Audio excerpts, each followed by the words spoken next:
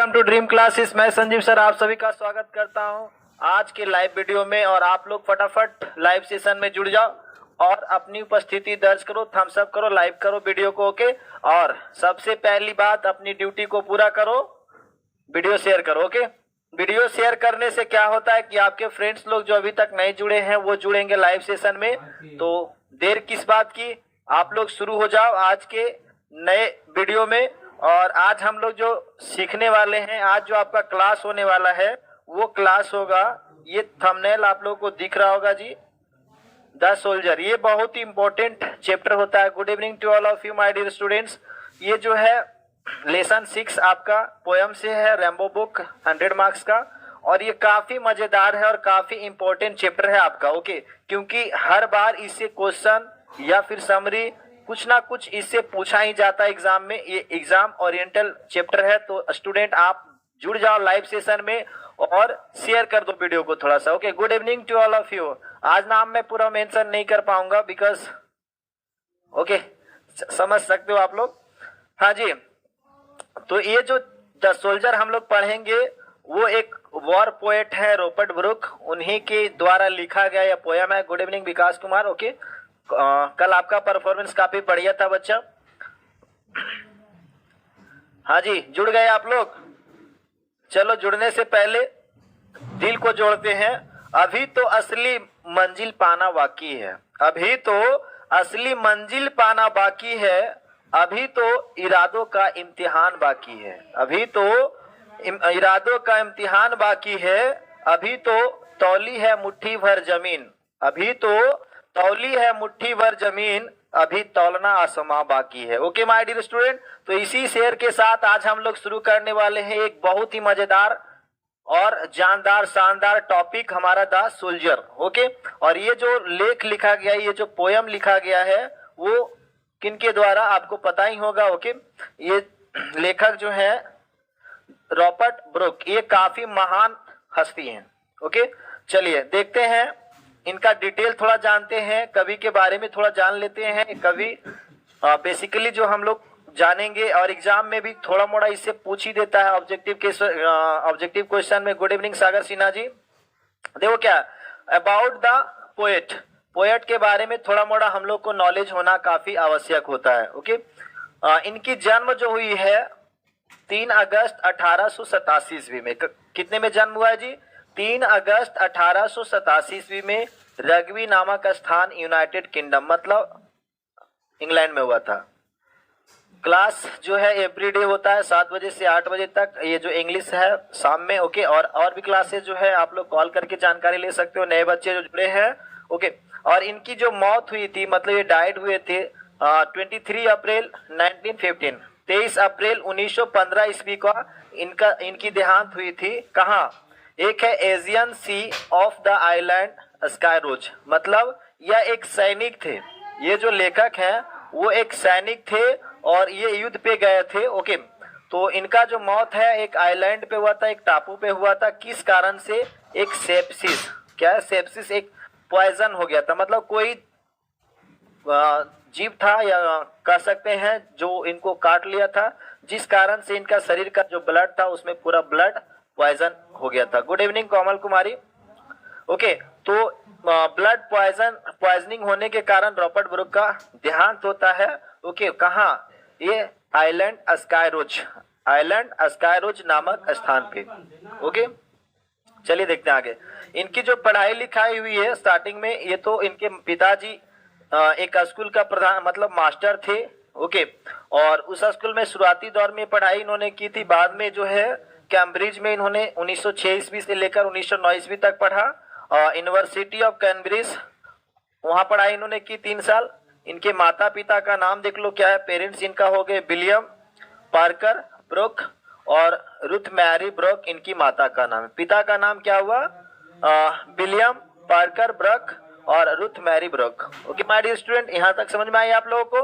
हाँ जी। नेक्स्ट ये देखिए, ये फोटो जो है, ये फोटो रॉबर्ट ब्रुक का ही है।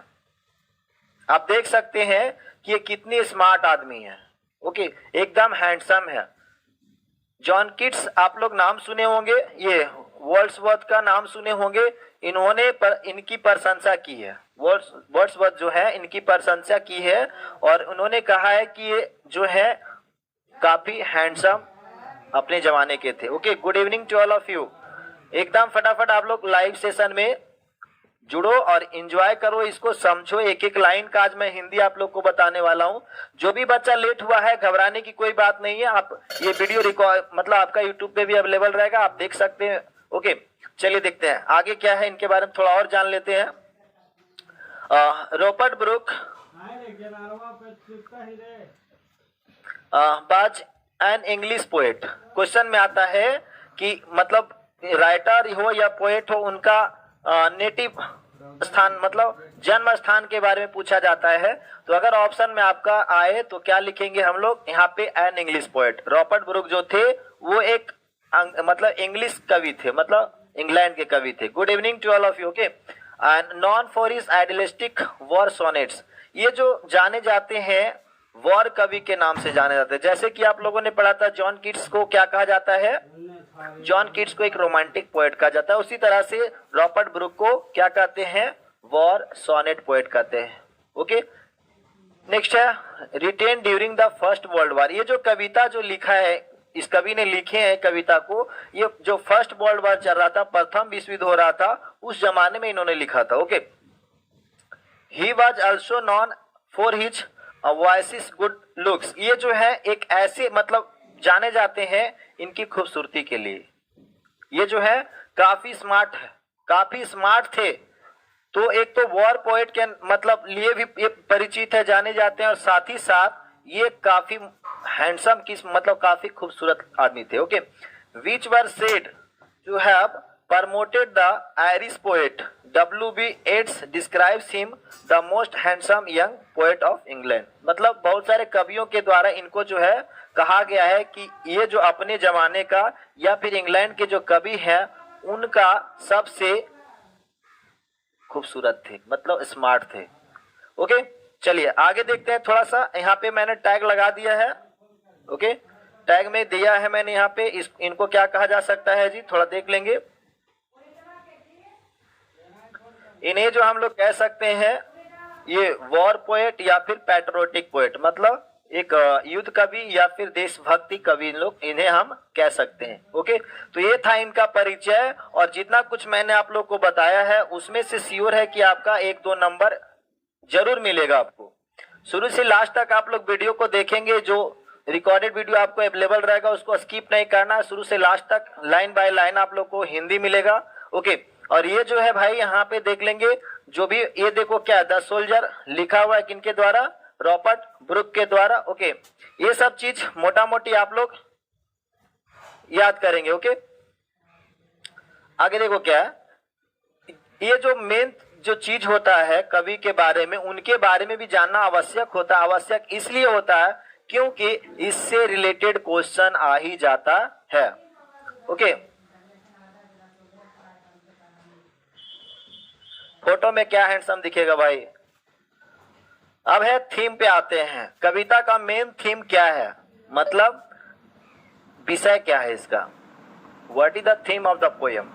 ओके, देखिए क्या है, the speaker informs his audience. Audience मतलब श्रोता होता है, सुनने वाले होते हैं, उनके दोस्त होते हैं, उन्हें बताना चाहते हैं, इन्फॉर्म करना चाहते हैं what to think after his death. मतलब इनकी मृत्यु के बाद, इनके मरने के बाद वे लोग क्या सोचेंगे। जैसे जो देशभक्त होता है या जो समाज सेवी होते हैं, वो एक आदमी नहीं होता, एक विचार होता है माय डियर स्टूडेंट। जैसे भगत सिंह हमारे दिल में, हमारे रग रग में बसते हैं, वो मर गए लेकिन उनकी जो विचारधारा है ना वो हमारे दिलों में बसता है। तो ये भी कहते हैं, अपने लोगों से कहते हैं कि मतलब मेरे मृत्यु के बाद मेरे बारे में आप क्या सोचेंगे। Okay, he tells them only to consider that a portion of some foreign field will be forever England as a result of his death। इनकी एक ख्वाहिश थी, इनकी एक ख्वाहिश क्या थी वो आगे पोयम में डिकोड होगा, लेकिन यहाँ पे थीम में भी थोड़ा मोड़ा बताया गया है कि इनकी इच्छा जो थी, दरिया दिल्ली जो इच्छा थी इनका कि अगर मेरी मौत हो जाए, अगर मेरी मौत हो जाए दुनिया के किसी भी कोने में, अगर मेरी मौत हो जाए दुनिया के किसी भी कोने में, लेकिन जो मेरा डेथ बॉडी होगा, जो मेरा ये शरीर का बॉडी होगा, उसको दफनाना कहाँ पे है, वो हमारा मिट्टी कहाँ का होना चाहिए।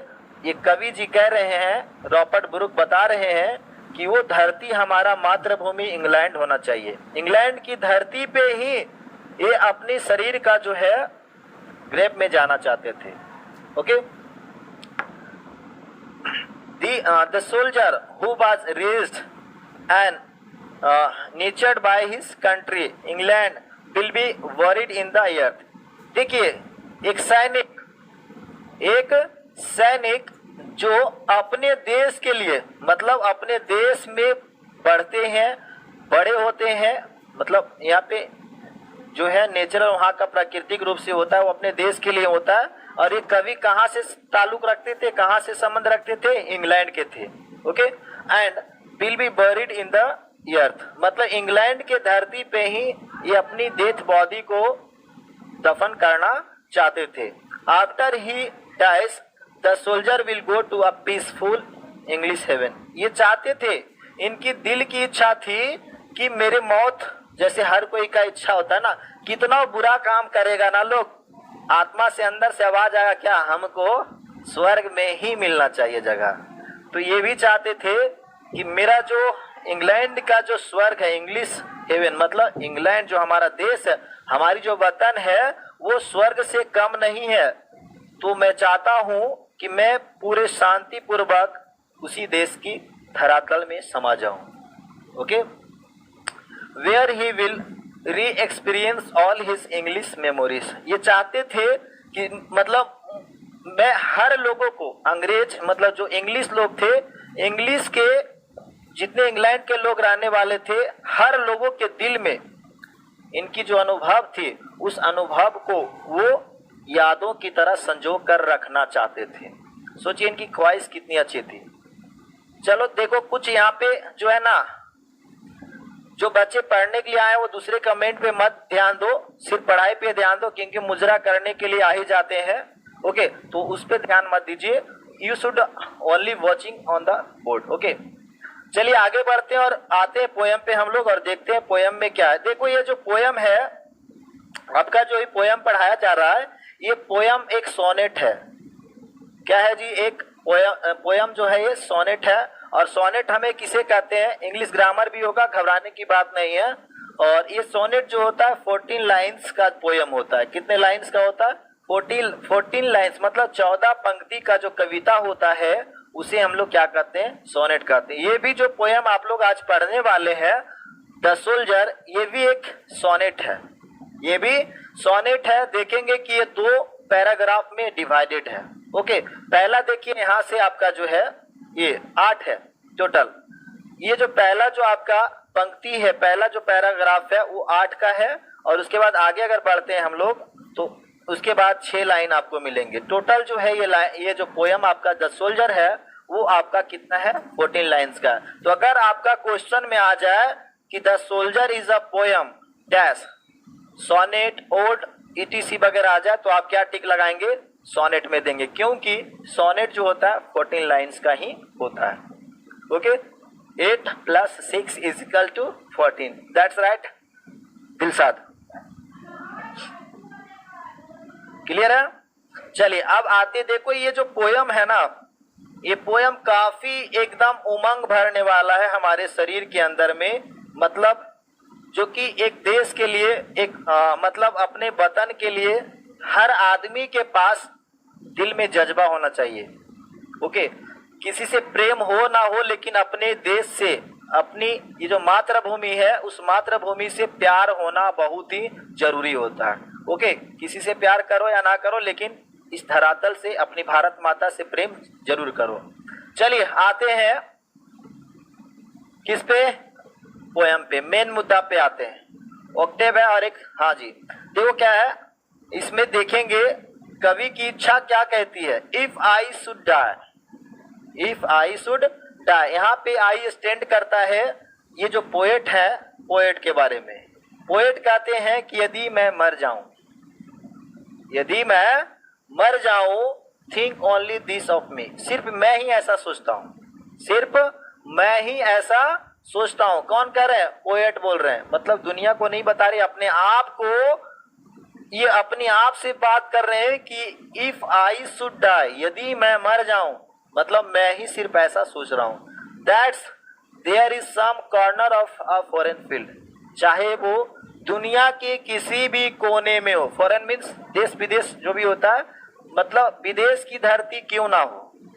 ओके, मतलब हमारे देश के भी सैनिक जो है भारत से अतिरिक्त जो है भारत के बाहर भी जाते हैं। ओके, तो हर देश के जो लोग हैं, मतलब सैनिक होते हैं जो अलग अलग देश में जाकर के अपनी पराक्रम को दिखाते हैं। तो ये भी कवि कह रहे हैं, मतलब ये आगे कह रहे हैं कि यदि मैं मर जाऊं, सिर्फ ऐसा मुझे लग रहा है, सिर्फ मैं ऐसा सोच रहा हूं। That's there is some corner of a foreign field, चाहे वो मतलब विदेश की धरती हो। That is forever England, या फिर हमारा देश इंग्लैंड। मतलब ये भारतीय कवि नहीं है। हाँ जी, विकास यादव जी, चलिए आपका भी नाम ले लिया बेटा, खुश रहो। ओके, अब देखो क्या है, ये कह रहे हैं कि चाहे वो हमारी देश की धरती क्यों ना हो, मेरी देश की धरती क्यों ना हो, या फिर अगर मेरी मौत कहीं दुनिया की और कोने में हो जाए, there shall be in that rich earth a richer dust concealed. ये चाहते थे, कभी कहते हैं कि अगर मेरी मौत विदेश में हो जाए या फिर आपका हमारे देश में ही, मतलब इंग्लैंड में ही हो जाए, तो मैं चाहता हूं, मेरी दिल्ली तमन्ना है, मेरी इच्छा है कि मेरा जो दाह संस्कार होगा, हम लोग उसको हिंदी में देहात मतलब इंडिया में क्या कहते हैं, दाह संस्कार करना। ओके, तो ये भी चाहते थे कि मेरी जो डेथ बॉडी हो उसको कंसील, मतलब क्या होता है, दफन करना होता है। कहाँ पे? वो इंग्लैंड की धूल में, जहां पे उन्होंने जन्म लिया है। बोर मतलब क्या हुआ? जन्म लिया, बड़ा हुआ और जागरूक हुआ, पढ़ा लिखा। कहा? जहां जिस धरती के, जिस मिट्टी पे उन्होंने जन्म लिया, बड़ा हुआ, पढ़ा लिखा। Okay, gave once her flowers to love, ये चाहते थे। आप लोग कवि दिनकर की पोयम अगर पढ़े होंगे, फूल का एक जो आता है कविता है, मुझे तोड़ लेना बनवाले, उस पद पर तुम देना फेंक। सेम उसी तरह से कहते हैं कि मेरी इच्छा है, मैं चाहता हूं कि हमारे धरती, मतलब जो हमारी धरती माता है, मतलब इंग्लैंड है, वहां पे प्रेम का फूल की बरसात होनी चाहिए। मतलब देखो क्या है ना, सैनिक भी नहीं चाहता है कि मैं किसी को मारूं, लेकिन मजबूरी है मारना। ओके, क्यों?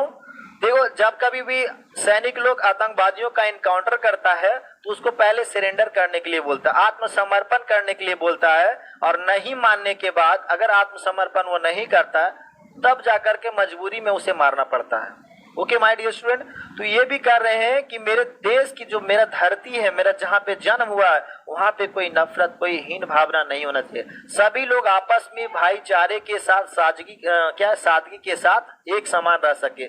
हर वेज टू रोम, मतलब ये चाहते थे कि रास्ते में फूल की छाल। ओके, फूल की छां, वो तो उसमें था कवि दिनकर वाले में। A body of England breathing English air, ये जो शरीर, मतलब रॉबर्ट जो ब्रुक है, उनका जो शरीर कहाँ का था जी? इंग्लैंड का था। तो ये कहते हैं ये जो शरीर है, मतलब ये जो मेरा शरीर है, वो कहाँ का है? इंग्लैंड का है। कहाँ का है? इंग्लैंड का है। और श्वास जो मैं ले रहा हूँ, मतलब कवि कह रहे हैं जो मैं सांसें ले रहा हूँ, वो भी इंग्लिश एयर है, मतलब इंग्लैंड की ही हवा है। ओके, निर्भय सिन्हा, गुड इवनिंग बच्चा, बहुत देर जुड़े हो आप लोग। तो ये पोयम काफी जो है हमारे रग रग में एक एनर्जी, ऊर्जा पैदा करने वाला, वो ऊर्जा जो देशभक्ति के लिए होता है। Okay, washed by the rivers, blessed by suns of home, मतलब ये कहते हैं, वॉश्ड मतलब क्या होता है? नदियों के द्वारा नहाया हो। देखते हैं बचपन में हम लोग भी, आप लोग भी करते होंगे, तालाब नदी वगैरह में जाकर के नहा लेना, उसी तरह से भी कहते हैं। आगे कहते हैं सन्स ऑफ होम, मतलब सूर्य की, मतलब जहाँ पे सूर्य की किरणें पड़ती थी, उनके द्वारा मुझे ब्लेस दिया गया है। ओके, आगे है 6 लाइन का जो आगे का पोयम है, उसमें कवि क्या वर्णन करते हैं और क्या साझा कर रहे हैं। मतलब बहुत कम उम्र में ही इनकी डेथ हो गई थी, बहुत कम उम्र में ही चले गए थे। ओके,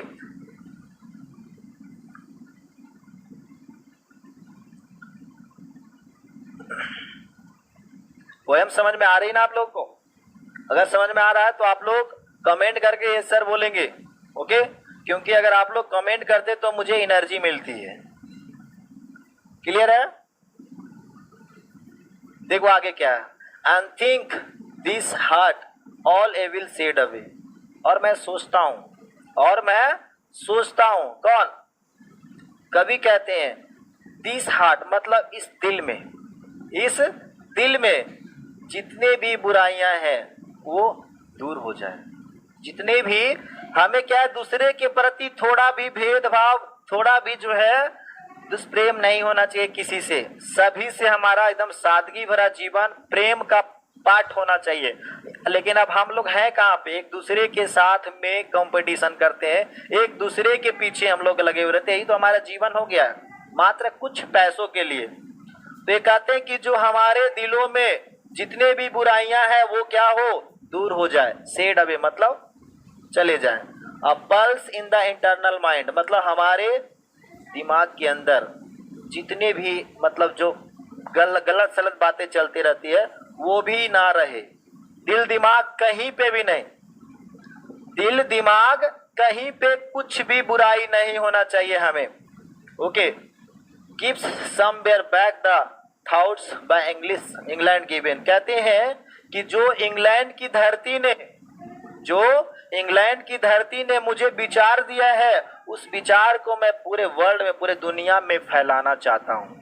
क्योंकि ये देखिए प्रतिभावान स्टूडेंट थे, बचपन से ही पढ़ने में काफी तेज थे, ओके, अव्वल थे। क्योंकि एक छोटा मोटा आम आदमी इतना नहीं सोच सकता, एक आम आदमी इतना नहीं सोच सकता माय डियर स्टूडेंट। ये कोई थे तो महापुरुष ही थे।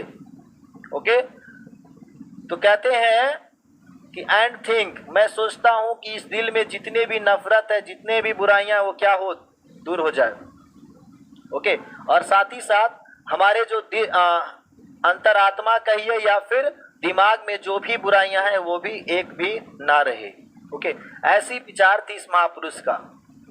Gives somewhere back the thoughts, और चाहते थे कि इंग्लैंड के द्वारा जो मुझे थॉट्स, विचार मिले हैं, उस विचार को मैं फैलाना चाहता हूँ। जी सर, आलोक कुमार जी, मैं बिहार से हूँ, हमारा होम टाउन शेखपुरा है। Satisfied? Okay. Her sights and sounds dreams happy as her day, मतलब याद कर रहे हैं अपने पुराने दिनों का, जो बचपन में हम लोग गलियों में खेला करते थे अपने दोस्तों के साथ, अपने परिवार के साथ में। ओके, तो उस चीज को चाहते हैं कि पुनः वो आ जाए, वो दृश्य आए, वो आवाज आए। ओके, और वो सपने आए जो मतलब वो पुरानी दिनों को याद करके। And laughter learn of friends, मतलब ये दोस्तों से जो हंसी खुशी जो रहते थे, खेलते थे, ठीक ना, खुश रहते थे, वो पुनः वो चाहते थे। क्या थे वो?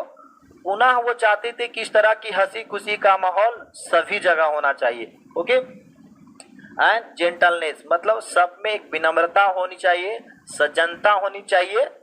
इन hearts at peace under an English heaven, और ये जो हमारी दिल है, इन हार्ट्स मतलब दिल में कैसा क्या होना चाहिए, शांति होना चाहिए, ठंडक होना चाहिए, जिसको कहते हैं करेजा ठंडक हो गया ना। अंडर एन इंग्लिश हेवन मतलब ये जो है इंग्लैंड की पावन धरती पे, इंग्लैंड की स्वर्ग वाले धरती के नीचे। ओके माय डियर स्टूडेंट, तो ये था पोयम। एक बार जो है फ्लैशबैक में चलते हैं, जो बच्चे लेट से जुड़े थोड़ा देख लेंगे। ओके, और आप लोग जो है पोयम को एक दो बार देख लेना, क्योंकि क्वेश्चन इससे बनता है। मैं बार बार बोल रहा हूँ, टेस्ट में भी आप लोग 2-3 बार दे चुके हैं टेस्ट, और मिलता ही है। जी, मैं मुंगेर से हूँ, तो क्या करूँ दिलशाद जी, आ जाऊँ तुम्हारे पास में, बोलो। ठीक है, तो समझ में आ गई ना आप लोगों को। देखो रेगुलर क्लासेस आप लोग का चलते रहेगा, और जो भी बच्चा अभी न्यू आए हो हमारे जो चैनल पे, यूट्यूब पे नए हो, ड्रीम क्लासेस को सब्सक्राइब कर लो। अगर आप चाहते हैं कि आप बिहार में टॉप करें, आपका 90+ मार्क्स आए, तो आप एक बार सब्सक्रिप्शन जरूर ले। ओके, हमारा ड्रीम क्लासेस का लर्निंग ऐप है, क्या जो ऐप है हमारा ड्रीम क्लासेस का लर्निंग ऐप, उस पे आओ और सब्सक्रिप्शन लो, क्योंकि यहाँ पे साइंस का सारे सब्जेक्ट्स चलाए जा रहे हैं। तो अगर आप अपने मंजिल को पाना चाहते हैं, अच्छी तरह से पाना चाहते हैं, ओके, क्या करेंगे, आपको ड्रीम क्लासेस का लर्निंग ऐप पे आना ही होगा। ओके माय डियर स्टूडेंट, तो चलिए आज जाते जाते थोड़ा सा आप लोग को तरोताजा कर देता हूँ। टेस्ट चलेगा, कल से स्टार्ट है महासंग्राम आप लोगों का। ओके, राहुल सर कुछ देर में लाइव आ सकते हैं, ज्यादा जानकारी राहुल सर देंगे आप लोगों को। नजर नजर में उतरना कमाल होता है, नजर नजर में उतरना कमाल होता है, नफ्स नफ्स में बिखरना कमाल होता है, बुलंदियों में पहुंचना कोई कमाल नहीं है, बुलंदियों पे पहुंचना कोई कमाल नहीं है, बुलंदियों पे ठहरना कमाल है। ओके माय डियर स्टूडेंट, बस आज इतना ही। सबको शुभ रात्रि, जय हिंद।